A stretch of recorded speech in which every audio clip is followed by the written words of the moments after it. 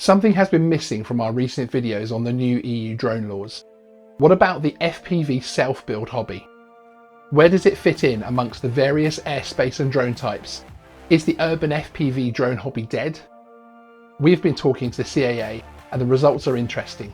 Stay tuned to find out more. Geeksvana is your drone channel, providing news, reviews, flights, interviews and much more.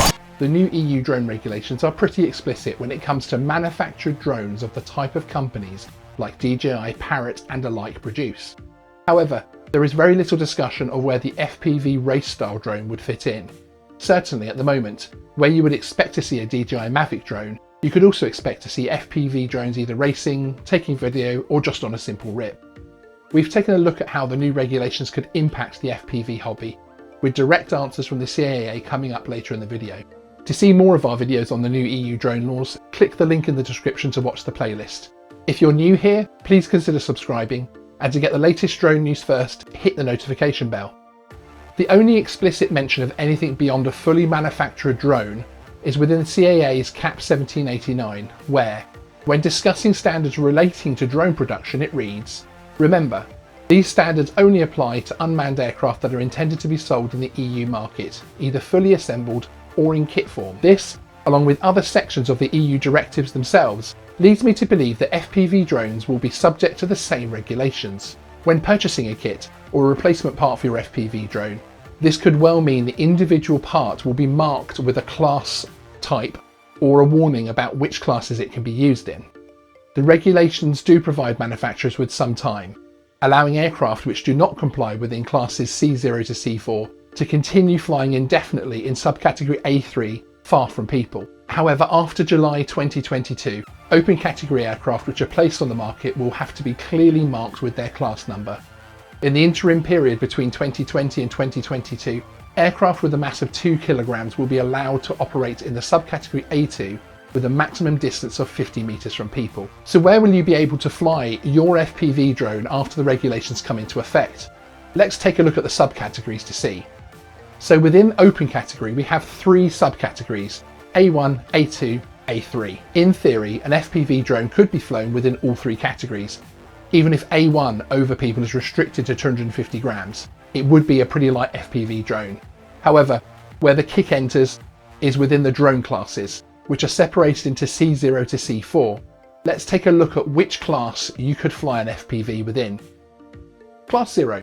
The 250 gram limit here would restrict the type of FPV flown. I've seen a few self-builds which have made it under the 250 gram limit, but certainly you would not fly most of the standard FPV races within this class. Class 1. This allows craft up to 900 grams and it can be flown within all 3 open category airspaces, so here we're doing better. However, the class also stipulates a maximum speed of 42.5 miles an hour and that the craft should transmit no more energy than 80 joules when colliding with a human head. These restrictions literally go against the science of producing a firm and fast FPV drone, so no joy here. Class 2. As with Class 1, this class requires remote identification and geo-awareness systems. Although these are not often found on existing FPV drones, it isn't beyond the technical abilities of the community to find a solution to this. However, as with C1, there are requirements for the drone to be built to minimise the injury to anyone it hits.